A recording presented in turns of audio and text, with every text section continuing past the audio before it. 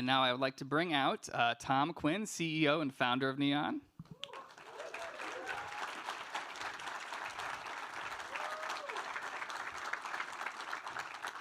And Elissa Federoff, Chief Distribution Officer. Jeff Deutchman, President of Acquisitions and Development.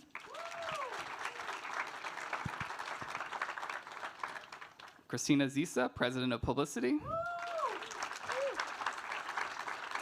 And Christian Parks, Chief Marketing Officer. Now, I'm assuming for everyone here, you're already well aware of Neon as a company, particularly after the last week or so.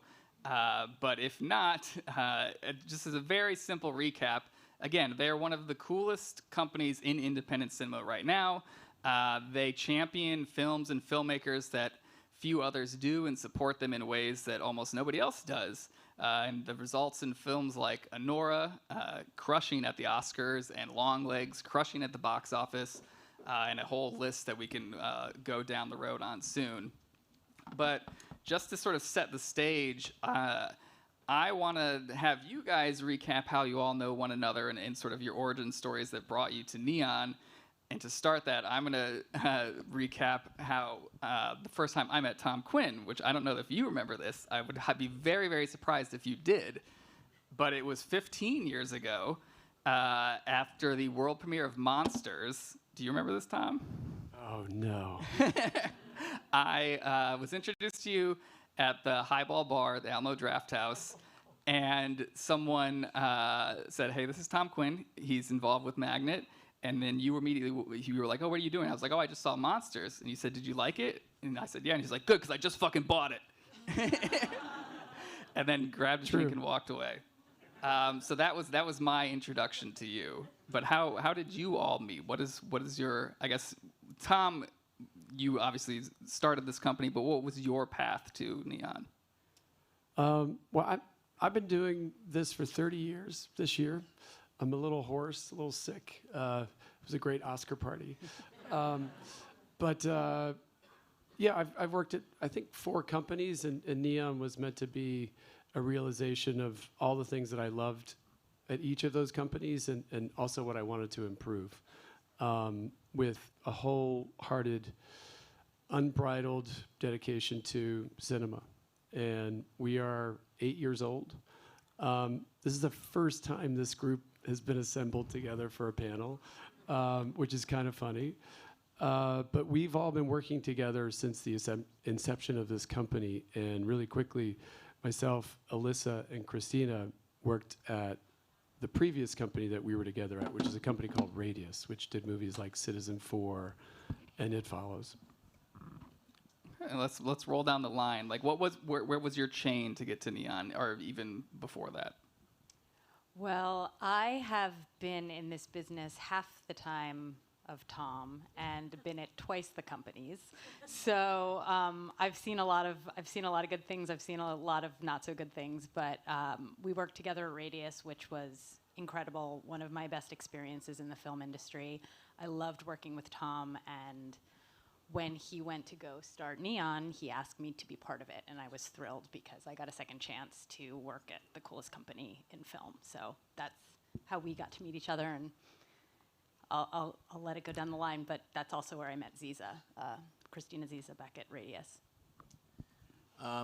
So I've been doing acquisitions for a variety of different companies for about 20 years, worked at IFC, Paramount, and others, and first, I just want to say I've been coming to South by Southwest since, I think, 2007, and this festival has always meant a lot to me. I've discovered so many filmmakers here.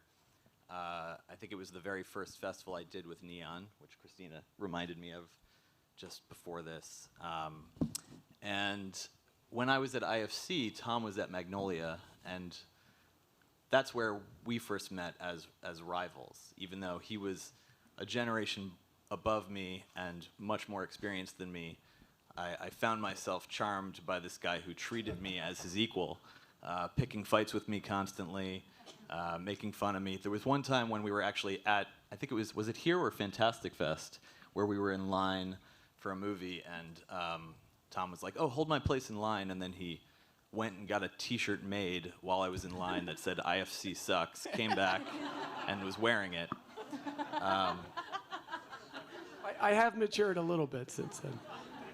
So when I found out that Tom was starting a new thing, basically he was one of the people who I admired the most in independent distribution, and I started harassing him immediately until he hired me. And I remember the thing that he said when we were having those conversations that was most exciting to me was the idea that this would be a company that would have a slate that had everything from Citizen 4 to John Wick.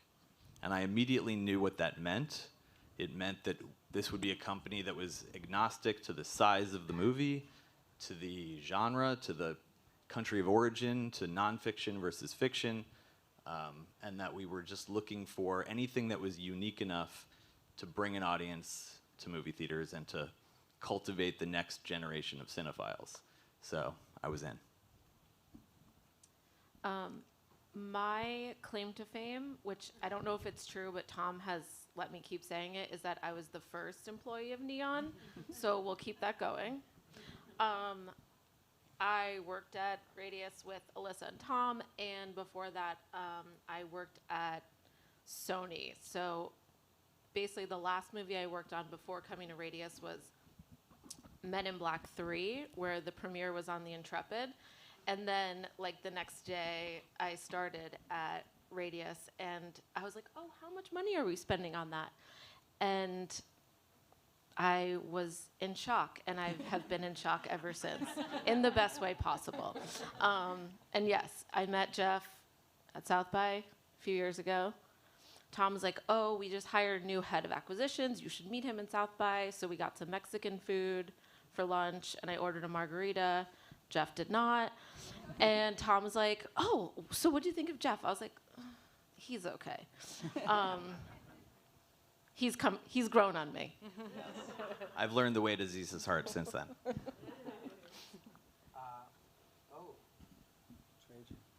Sorry. I actually shouldn't even be here, to tell the truth. I'd never worked in film before. I used to work at Alamo Draft House. And yeah, shout out to the locals. Tip your wait staff, please. So I used to work at Alamo, and I met Tom on a train for a Snowpiercer screening that ended up in some random, I don't know Austin, but it ended up in the middle of nowhere. We were on this train, and then coming back, we started talking about movies. And when Neon was formed, the person who he really wanted to hire for marketing had another gig and was holding out. So it was like, hey, can you fill in? And I've been filling in since. So I don't know if she's coming back, but I hope she doesn't, because it feels kind of good over here.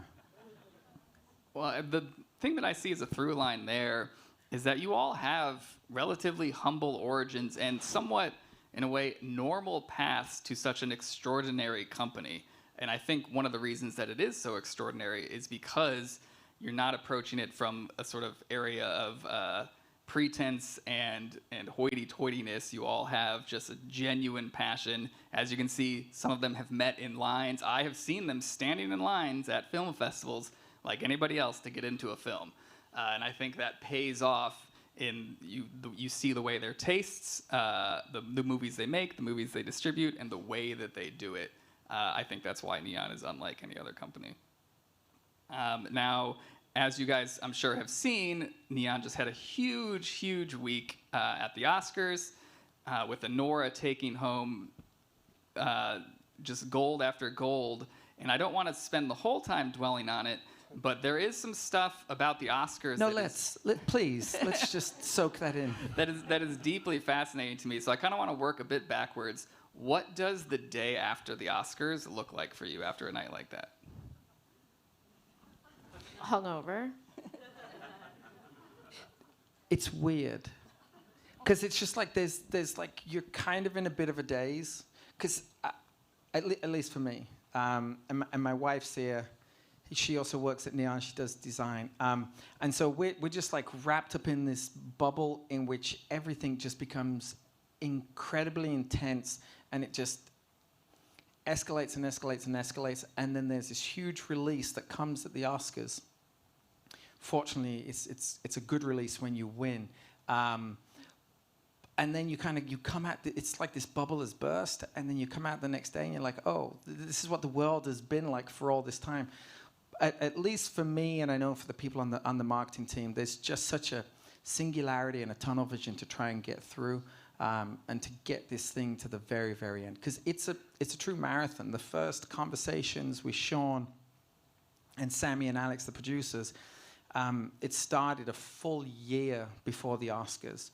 And at the very beginning, obviously we didn't, at that stage, we hadn't even seen the film. We'd read the script. Sean hadn't even started, he'd just started editing at that point. So he was still working his way through the film and what it would look like. But at that point, we were already mapping where this thing could go and what it could be. And the dream is obviously that you end up being the Oscars, but it starts with how are we going to release this film? How are we going to present Sean? How are we going to present Annie, his character, and then that band of pirates that are around her? But that whole conversation of what we were going to do, specifically with Sean, started exactly a year prior.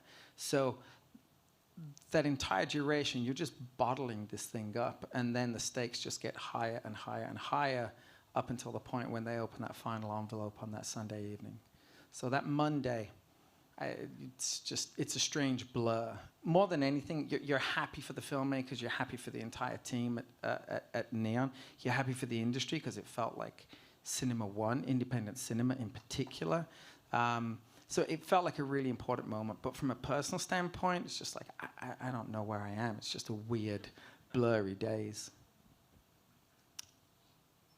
It's incredibly surreal, and what's even more surreal is the idea that 4 years earlier, or 5, changing 92 years of history at the Oscars with Parasite winning.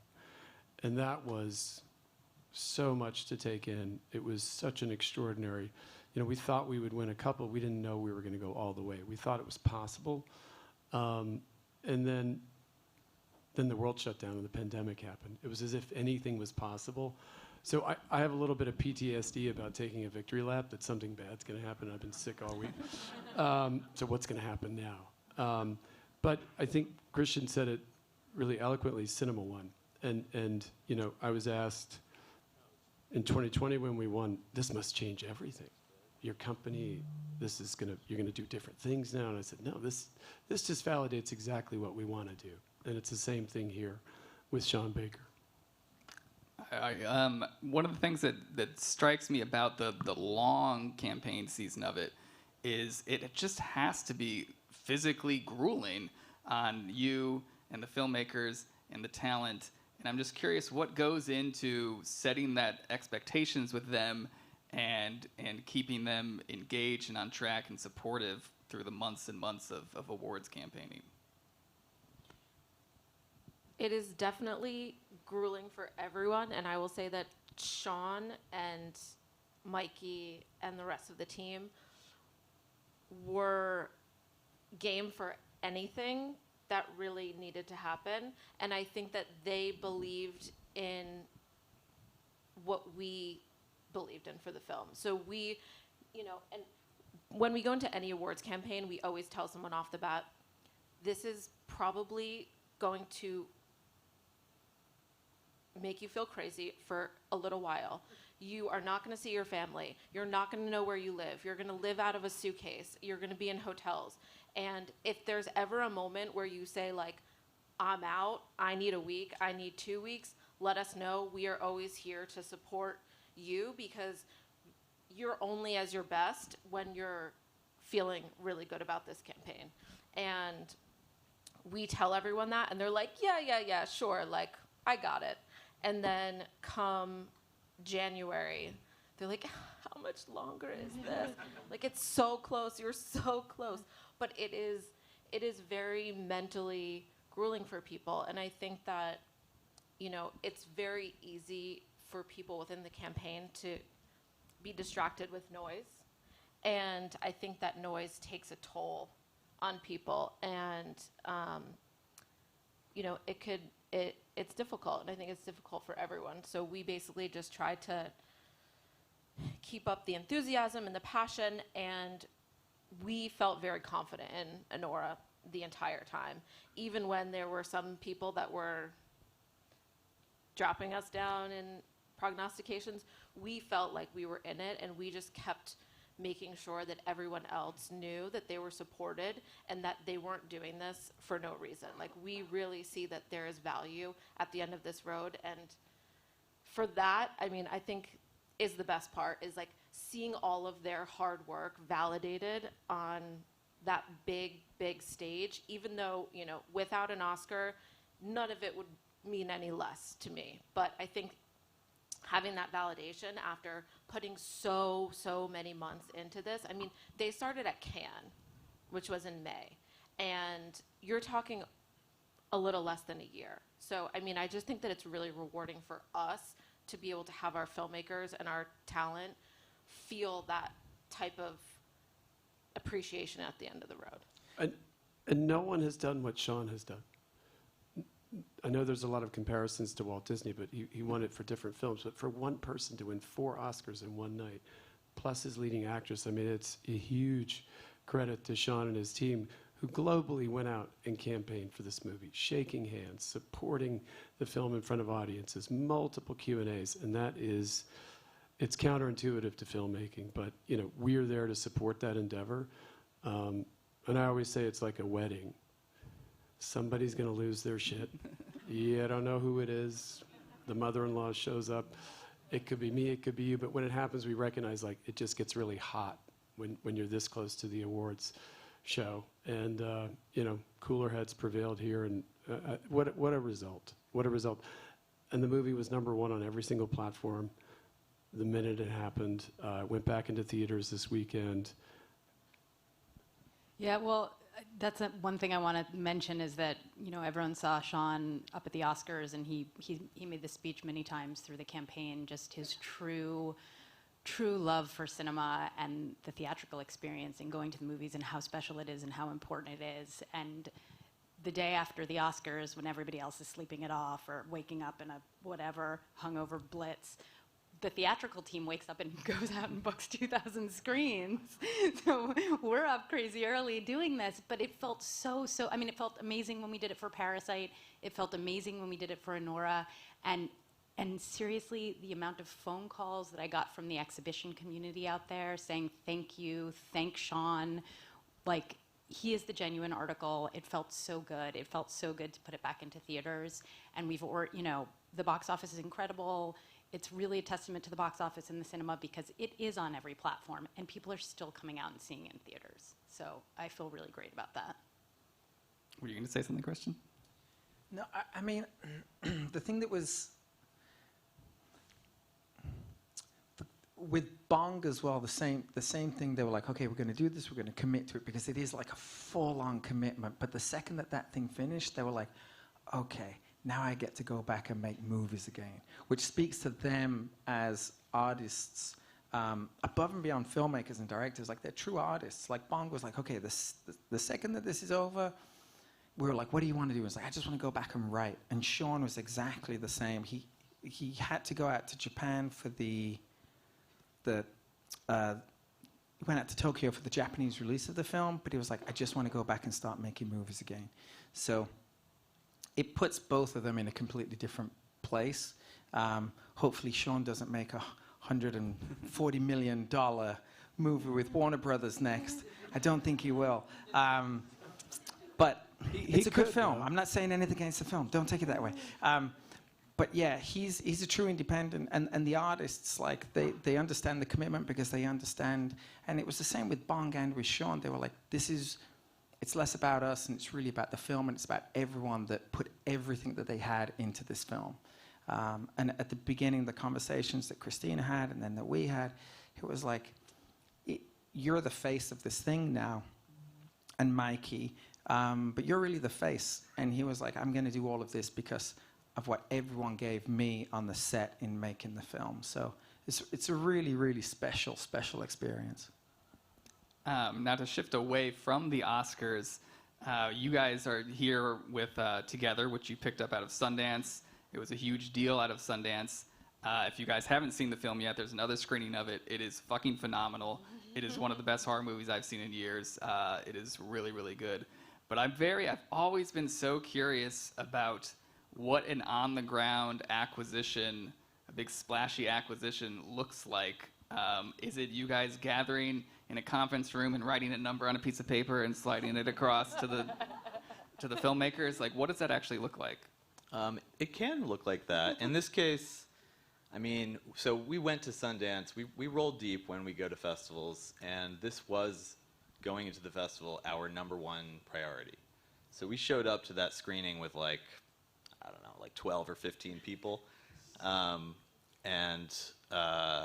It was just one of those screenings where we couldn't hear the laughter of the audience over our own laughter. We had such a good time. So immediately after the screening, we called a team meeting at the condo. We try not to be, too obvious, putting our cards on the table by having the meeting outside the screening room. And it was unanimous. Everybody on the team loved the movie. And so we immediately started to build a plan for how we were going to figure out how to buy this movie. And it's a lot of teamwork, honestly. The whole team is involved with this process. Christian was actually in LA, so we had to find a way for him to see the film and immediately get Christian thinking about the marketing side of it. At 1 a.m., I should add. We're in bed sleeping, and then the phone call comes in from one of people on Jeff's team, and he's like, "Film's great. We'll get you a link. You got to watch it." I'm like, You're lucky it was so early. Yeah, I know. Yeah. I was like, "It's midnight." He's like, "Yeah, we'll get you the link. You have to watch it tonight." So, yeah, I and finished. Make a deck and do a presentation in 2 hours. At 3 a.m., I'd finished the film, and then was like. So I'll get to the presentation, but before that, another part of this process is meeting the people involved with it, and there's a whole other side of this. So Jason Wald and I, who's on my team, go to the party around midnight or something like that. I think I saw Claire Timmons, our VP of talent, holding court in the middle of the room playing dice with Allison Brie and Dan Stevens. And I immediately knew when I saw that, okay, this is a heist, and everyone on the team is playing their role. And we met the team. They were lovely. And then we immediately started to brainstorm the deal side of it. And by the next night, we were all on a Zoom. Christian from LA, various people in Sundance with the film team, and Christian, Tom, Elissa, and Zisa had built an entire presentation of how we were going to release the movie within less than 24 hours, including a release date, August 1st, which we pitched to them, and it became a really intense, competitive situation. So it got expensive, but I think it's not just about the number; it's about all of the soft stuff that we did around it. Making sure that team understands that we understand this movie as well as anyone, and are going to do everything in our power to maximize its theatrical life, which is the single best way to create value for a film's entire life, we believe. And so, go ahead. Well, it was just between the studios, the streamers, and one other notable indie. I mean, it got really competitive. And, the danger is that you put all of your heart into it and lose the film, which is something really hard to get over for us. But this was one that we were not going to let go. I know. I was watching it, and I immediately thought, oh, this movie's so good. Now we have to go fight to the death. So what actually went into the presentation? Are you mocking up posters that early on, or what are you putting up? Yeah, I did a comp of a poster. That was like, I was doing that at 3 a.m. And then I was like, okay, this is ridiculous. I got to go to bed. But while I was watching the film, I was just taking notes and just sparking ideas. And then first thing in the morning, we talked about, as Jeff said, what would we do from a theatrical standpoint? How big from a release? What the date would be, and a series of options for that. From a publicity standpoint, what are the key things, the key beats that we want to hit? And then from a marketing standpoint, how would we position this film? How would we position the filmmaker? What are the stories that we would want to tell? And then what are the cool, strange, weird things that we would want to do in releasing the film that would excite audiences? But it's, yeah, and then that presentation, that dialogue, it's about an hour. And it's kind of intense because you're talking to a screen and you have no idea if anything's working on the other side, but you just have to barrel through and keep going. And I think we're different from most companies because we're not in anyone else's pitches, but we treat this stuff really seriously. Filmmakers, they've been writing these films for years. They've been putting so much of their own money and their livelihood into making these things. And so it's a really important marriage that's taking place, that we're custodians of their art and their creative. So if you're trying to work with someone and you can't put that effort in, it kind of doesn't make sense, you know? Sorry, Tom. Well, a lot of companies rest on their reputation, which part of the fun is actually putting together these release plans and having an opportunity to interact with the filmmaker and bringing something specific and special to that meeting. You know, I'm reminded of one of the first big movies we bought. Actually, it was Ingrid Goes West. We brought avocado toast to the meeting.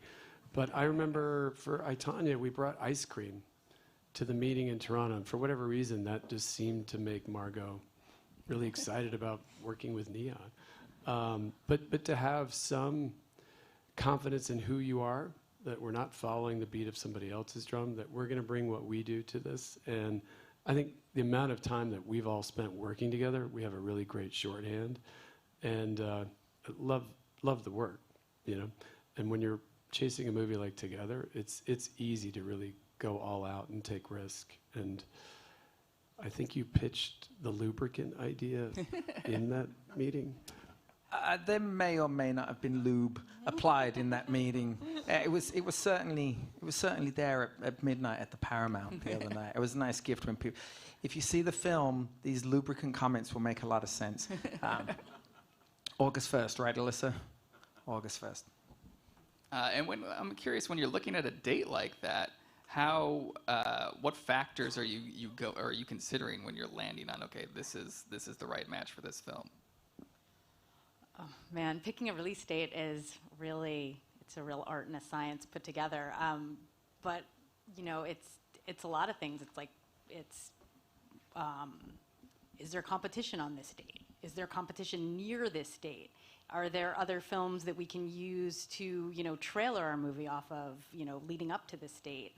How much time does a marketing team need to, you know, pull all this together? Or, you know, when is talent available? That is a factor. And is there a runway after the date for the movie once it is in theaters to really play? Because a movie like Together is so incredible, you want it to last. So, you know, we pick a few dates and we kind of all narrow it down together, and we figure out, you know, a choreography that can work for both the talent and our team. Now, looking backwards to last year, another huge moment for you guys. Well, there was a series of them. There was Immaculate here, which then went on to having the highest grossing opening weekend for you guys, and then 3 months or whatever later, that was blown out of the water by Longlegs. And I'm so fascinated by both of those stories, but in particular, the Longlegs marketing campaign is the best that I have seen in years. The trailers, the posters, the newspaper clippings, everything. And so I'm just curious, how early on in the process did you guys have that whole thing mapped out? The first conversation that we had with Osgood Perkins and the producers on Longlegs, they were shooting the film. Had we read a script at that point, Jeff? We had read a script, and we had seen about 20 seconds of Nicolas Cage in costume. Yeah. Yeah, and just a disembodied voice. And so during that call, we're all kind of feeling each other out, and the producer said, how would you market this film? And there were two things that I said there. I said, the first thing is we have to treat the audience with respect. The genre audiences, at that point, by and large, I felt been kind of mistreated, and dare I say, disrespected, in as much as the way that those films were presented in market, it was just a case of like, oh, let's just put everything out there. Let's show you the entire film in 2.5 minutes, because they'll take it no matter what. And so I said, we need to treat this audience with respect, and then let's bring them along, and they'll reciprocate with their support of this film. So that was a fundamental thing from an audience standpoint, and then from a creative standpoint and an inspirational direction, it came from the film. I said, well, Micah's character, Agent Lee Harker, she's piecing together this puzzle to solve these crimes and to figure out who Longlegs is. And I said, so what if we give the audience a series of breadcrumbs that over the course of the campaign will ladder up into telling the story and revealing who the killer is, who Longlegs is. So that was the original idea. That was the impetus. And then we just kind of, we just started doing that. And it was a case of breadcrumbs. And there was one person that we found on Reddit, of course, had to be on Reddit. There was one person that did the Always Sunny in Philadelphia, like put the thing together and was like, I think that Nicolas Cage is doing this and Elissa Witt is doing this and she's the mom and that's the daughter and this is, I think that's it. So there was one person, but we put everything out there to the extent of bus shelters in LA featuring Elissa Witt, the red and black artwork, and her face is bloody, but just distorted just enough so you couldn't quite make it out. But we were like, no, that's the killer right there. Spoiler, I'm sorry for anyone that hasn't seen. But we were like, no, the killer's right there. And it was just there for everyone to see. You just had to put everything together. But everything throughout that entire thing was a head fake. There was a principle, another principle that guided us, which if the conventional wisdom was to do this, then we did that. Tom and I, we were going through artwork, and we were talking about teaser art, and I was like, oh, man, I really love this, and then this. And Tom was like, well, why'd you have to put out one teaser? And I was like, yeah, that's a good point. And there were 4 pieces of artwork that we really loved, and it was like, what if we do, Tom was like, what if we do all of them? It was like, yeah, okay, why not? Any of the rules that are out there, they've just been imposed by other people, and you don't have to adhere to them. And Longlegs was very much a crystallization of that thought, which is, I would say, that's a great example of how we try and action against everything within Neon. Just because someone says it's supposed to be this way, you have the opportunity to say, well, actually, should it be that way? Is there a better way? And if we go a different direction or do something a little bit different, how will audiences respond to that? And so Longlegs, it was just that all the way through. It was just like, okay, if people are thinking now the next step is to go here, then we will go over here. And it was just, yeah, we were just having fun. We were just playing all the way through. And with Osgood as well. Osgood was a part of this all the way along. And one of the things I think makes your marketing stand out so much is that you guys are out-of-the-box thinkers. But I'm curious whether it's Longlegs or anything else, have there been any ideas that you had to abandon or realize they couldn't work or like were just too outlandish? Yeah. Are there any that you can share here? Can you imagine what goes into Christian's brain that doesn't make it to the table? There's a lot of fucked up shit. And some of it gets through, unfortunately. I remember when he sent out crickets for Border, and I was like, we may have crossed the line there. Yeah, he never lets me forget that one. We just got into trouble with something that we just did in Los Angeles that I probably shouldn't talk about right now, but it was really good. It was really good. Something that happened on a bus. Some decapitated heads. I've seen pictures. It was pretty gnarly. Another thing that again strikes as a unique thing for your company is we met up last summer after the success of Longlegs, and I was curious, I and the other South by team, what you guys had lined up for this year, and I kind of assumed that it was going to be like a new wave of like, okay, we're going to do all of these things that are going to mirror Longlegs, and we're going to take that box office and turn it around and buy 50 films and do all this other stuff. And Tom was like, yeah, I don't know what we got. We're working through it. Like, we'll figure it out. But I'm curious, like, how do you practice that restraint of not immediately, I feel like a lot of other studios would then just try to replicate and replicate and replicate, and you guys don't do that.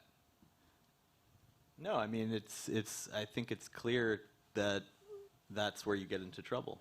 You know, if you're trying to do something that's already been done, audiences can sniff that out. And so that's why our through line, I think, across everything we do, or at least we try to do, is uniqueness over anything else. You know, it's yes, horror films are evergreen and people love them, but even within that, you want to make sure that you're pushing the genre forward in some way, and subverting it or doing something that isn't generic. And so that's what we're always chasing, is what's the next thing. One little tidbit, just to give some context, the company's doubled in size in the last 2+ years. And, we've always loved action, sci-fi, horror, rom-com, but the reality is for the first 5 to 6 years of the company, we were not in production. We were pre-buying movies. We bought Parasite based on script. We bought Titan based on script. But we weren't producing or financing or moving farther upstream on these films. And so it was really hard to buy, the kind of horror film or action film that we felt was authentically Neon. But now that we are in production, we really get to decide that we're going to go into the horror space. And so last year, there were multiple films on our slate, Cuckoo being one of them, along with Immaculate, along with Longlegs, that sort of opened up this whole new strand of something we'd always wanted to do. But that's partly because the company had doubled in size, and now we're able to produce and finance our own movies. And when you do start to produce a film, what goes into the green light process for you guys? What do you expect from filmmakers? What kind of talent are you seeking out? What do those steps look like? I mean, we apply the same philosophy that we've always applied to acquisitions, which is everything we do, whether it comes from an acquisition, a production, or something we develop, is all in service of being one of the rare films that can work theatrically, that can demand that people leave their house. And so whatever we have to do in order to find those films, we will do. In terms of the process on the films that we produce, it's very bespoke and case by case. It sort of depends on who the filmmaker is, what their needs are, what the size of the film is. We can be as involved or not involved as needed. And it's been very, different across the slate of films that we've worked on. But, we have a bunch of really, I think, exciting stuff coming up. We have a Boots Riley film that's in post right now. We have a Mike Covino film that's in post. We have Joachim Trier and Julia Ducournau's next films. And these are all very different directors with very different processes. And we try to be respectful of that process and let filmmakers cook, do what they do best. Cook. Speaking of cooking, we also, and these are long-term pursuits, Titan and Julia Ducournau was something that Jeff and I talked about, I think even before you started working at Neon. She was a long-time pursuit as somebody that we absolutely adore as a filmmaker. Same thing with Boots Riley, that was a 5-year pursuit. But the sequel to It Follows, which myself, Christina, and Elissa worked on, that was a 10-year pursuit to get David Robert Mitchell back to the helm to do They Follow. So really out of the love of, for the love of cinema, but really auteur-driven. And these auteurs, I think, are a wonderful union of artistic merit and cultural heft, in equal measure. The one thing that I think is important is, Jeff, all those, as you're naming the filmmakers, there were so many that are repeat filmmakers that we did their previous movie.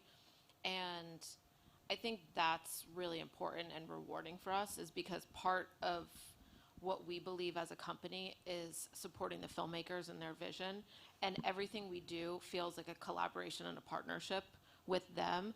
And the fact that we're seeing a lot of these filmmakers' second movies coming to us, I think is really rewarding for all of us, because it just goes to show that, you know, what we're doing is resonating with the filmmakers, and I think it's showing up that way.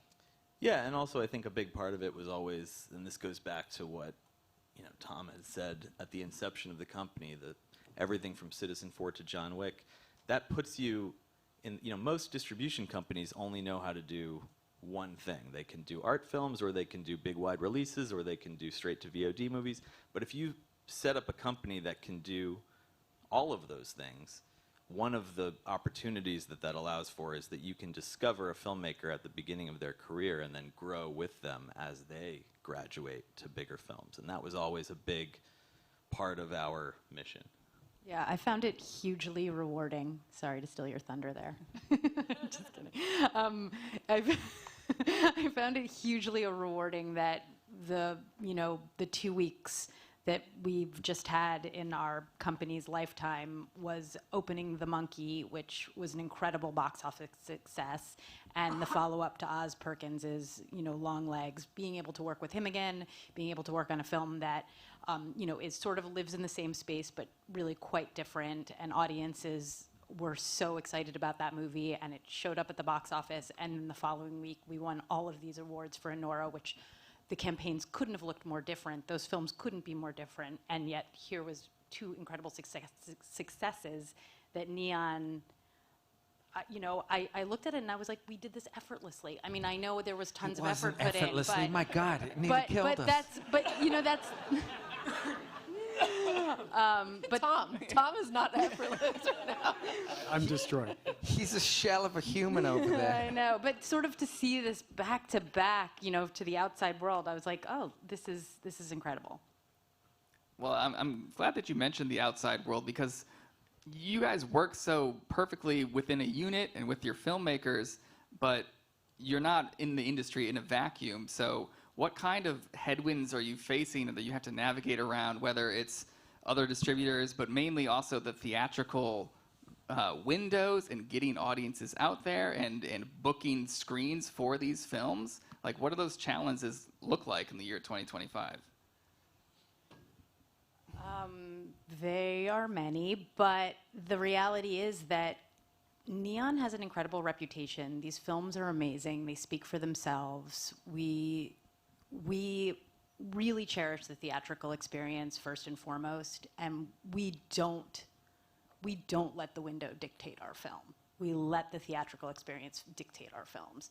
And the industry at large, the exhibition industry, they are so happy about that. They are so excited about it. They're so supportive of it. And we really get to thrive in that space because of how we put that first and foremost. Yeah, I mean, I think independent distribution has always been hard and challenging, but I think it's effortless. But I think what we've noticed when we look at the box office over the last few years since things have come back is that we feel incredibly bullish about the ability of special, unique, independent films to rise to the top and do extremely well in theaters. And, we couldn't feel more optimistic about that. And it's really been proven by our success over the last couple of years and by other independent success. So there is absolutely a place for it in the marketplace right now. Audiences are craving it. Younger generations of moviegoers are craving it. And if we provide it, they will come. We're only 60 people, and to what Christian was saying earlier, we really do get to make our own creative choices that might test the P&L, that might put some of the financial upside of these films at risk in service of what feels more authentic, which honestly is what drives our filmmakers, and it's what drives us. And we have more times than not been rewarded for making decisions like that. The idea of not showing Nick Cage in Longlegs is exactly what felt right, but was what made it hugely successful.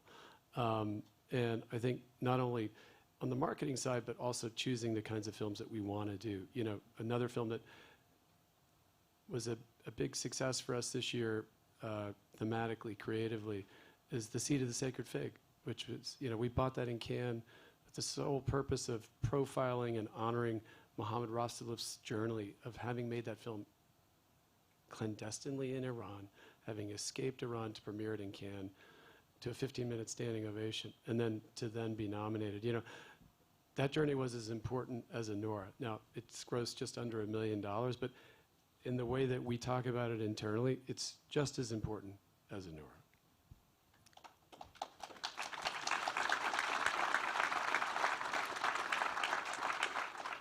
Now, I think they'll be opening it up to audience questions in a little bit, so start typing those in if you haven't already. But I'm curious, you guys can only put out so many films a year. You can only acquire so many films a year. And there's a lot of films here at South by. There's a lot of filmmakers here at South by. What advice do you have to filmmakers who are looking to make a dent in the world, but might not be a film that you guys are acquiring? Any advice? Cast Nicolas Cage, make his face really white, give him strange hair, you're golden. It's a really, really tough question. Because there are things that you know, it's funny, film acquisition, and Jeff's on the front lines, but there's films that sold at Sundance that for a lot of money that we were just like scratching our heads at. And then there's films that don't. There isn't a magic bullet.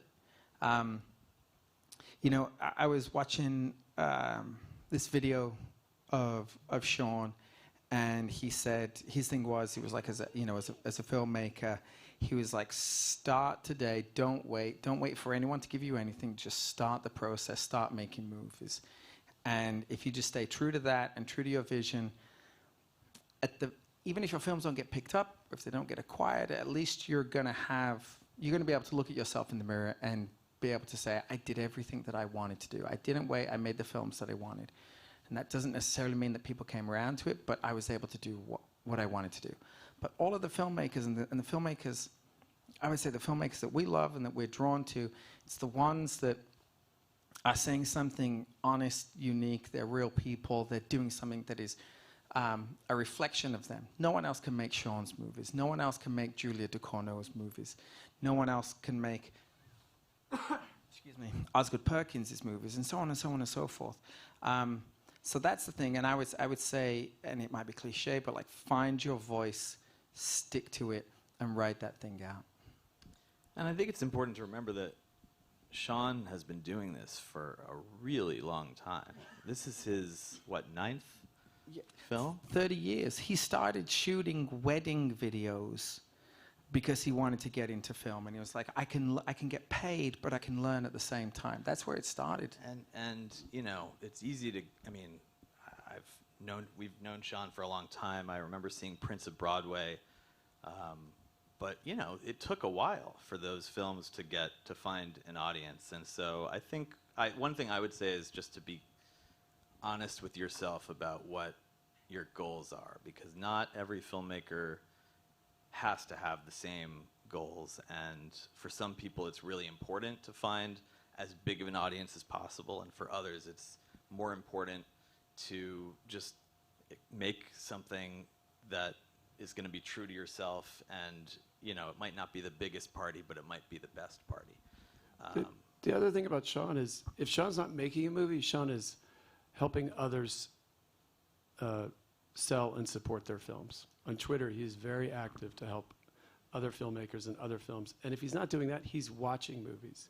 His breadth of knowledge across film is so extensive, possibly more so than anybody else we've worked with. And I think that speaks to the fact that I continuously bump into younger filmmakers and older ones that have forgotten how to make movies. And that's not meant to be glib. It's going back, we released a film 2 years ago. It's one of my favorites, Old Boy.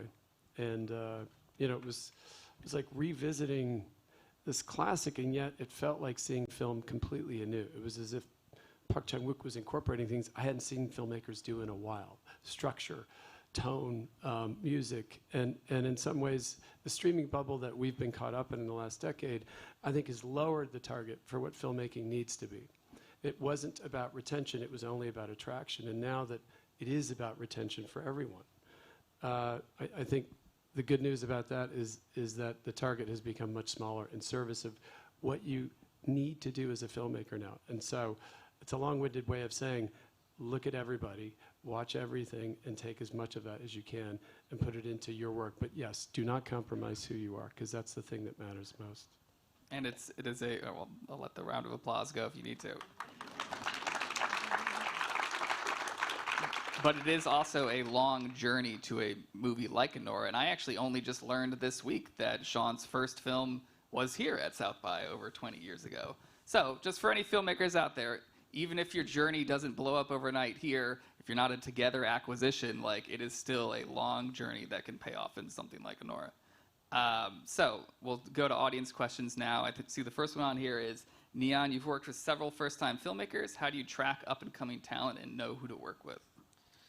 So we have a team of, we have basically an army of executives on the acquisitions, development, production team, and increasingly as we've ramped up development and production, even more important than covering everything from the standpoint of making sure we find all the diamonds in the rough for acquisition purposes, is making sure we're aware of any filmmakers who we might want to work with. And so that has become a huge priority, and we cover everything. We see every single movie at the major festivals and many of the other festivals as well. Yeah, it's always been a major priority for us, and there's just a very passionate team who works with us, who is constantly elevating films for all of us to see so that we're aware of everything that's going on. Does Neon, in its process of producing amazing content, conduct audience testing, and how do you mediate the insights from those with the visions of the creators? So we test everything from a marketing standpoint. On the creative side, we do it, but I think it's to varying degrees of usefulness, depending on what the movie is and at what stage in the process it is and who the filmmaker is. You know, if it is a wide release, if it is built to be a wide release movie, then it can be really important, and you can learn a lot from those test screenings. If it's built to be an auteur-driven platform release that is going to depend on festivals, reviews, and word of mouth in order to position it, I think there's probably less to be learned from a test screening, but it's still interesting and can be helpful even if you end up ignoring the information. And the key thing with testing, at least for us, we don't go in there with the intention of testing the film to change the filmmaker's film. As Jeff said, it's really from the thing that I get from it. Like, I love sitting. So at the end of the test screening, everyone fills out their surveys, and then there's a small group, like a focus group, in which they're asked like very specific questions. And so I'll sit at the back of that, and the intention is just to listen to what people are saying about the film and the characters and what things resonate and what's important. But it's never really with the intent of changing the frame of the film, unless the filmmaker wants it, because there can be learnings for the filmmaker in there as well. But it's really more for our purposes.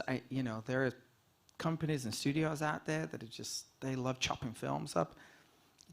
For us, it's about supporting the filmmaker, understanding what they want, and then for me and then for my team, it's really about understanding what the audience feels, and then we'll build from there. So it can inform the creative and the positioning and the materials, but then after that, we're off to the races. And then from a material standpoint, we very, very rarely test any materials. If it feels right for us, it works for Neon, if it works for the filmmakers, and we think that it's right for the audience, then we'll go. Do you guys, just when developing materials internally, do you have a setup for internal review, or you distribute like, hey, here's the first trailer for Longlegs, everyone weigh in, or what does that presentation of the company look It like? depends what Tom thinks. I'll send it to Tom, and if he's like, yeah, it's great, send it out, then we'll go. Sometimes we'll be like, I don't know, man. Give it to these guys, see what they think. And so then I'll like backdoor to Zisa, and I'm like, Zisa, this trailer's really good. Give me a positive review. So, but no, mostly it's like we'll share a little bit internally, and then it's about putting it in front of filmmakers. And filmmakers will share it with producers, but really it's about the director. And if the director's like, yeah, that's right. And the thing that we really pride ourselves, and I'm a broken record on this, is like we never try and cheat the film. It's really about understanding what the filmmaker's vision is, articulating that in a way that works for audiences, and then we'll put it out. We just put out a piece of artwork today for Life of Chuck with Mike Flanagan, and then we've got a teaser coming out on Thursday. And we started that process, and Mike was like, I don't know how you're going to figure this film out, because it's a conundrum of a film. It's an incredible, beautiful film. But he was like, good luck. And then we took a lot of time to try and solve this puzzle. And then when we shared it back to him, he was like, oh, you guys get it. I'm good. I got no notes. Like, that's it. He was like, you go. But it was all rooted in the film, and it was something that we believed in. We believe in the film. We believe in Mike. And then those materials have cascaded directly from that. Being authentic is everything. And the idea of, I think, pushing yourself. One of my favorite trailers that Christian cut was Anatomy of a Fall. And great movie. But you look at that trailer, and we joked, we're like, oh, well, what if we really set this up as a whodunit? Did she do it? And most people would treat that film as scenes from a marriage. But the idea that it is actually a much bigger film, and that we're going to reach a much larger audience for this movie because of the way that we see it, I think partially being a younger company in this space can change the way we approach some of these materials. Next audience question is, do you have any examples of a film that Neon wasn't looking to buy initially but ended up buying that became a staple in the Neon library? I think Anatomy of a Fall is actually a good example of this, because we went to Cannes pretty much not, like, I knew who Justine Triet was, but I had never seen any of her films. So this was not at the top of our priority list. But me and one other executive went to the first screening, and we were just totally blown away. And so that was just an example of the work speaking for itself and rising to the top of the priority list by virtue of just an amazing film. And Perfect Days. Perfect Days. Just Christian sent through some coverage out of Cannes. He's like, it's a fucking masterpiece. It's a banger. It's so funny. Like, festivals, especially like Europe, like so much of the stuff that you see is really heavy. And I intentionally go into every film.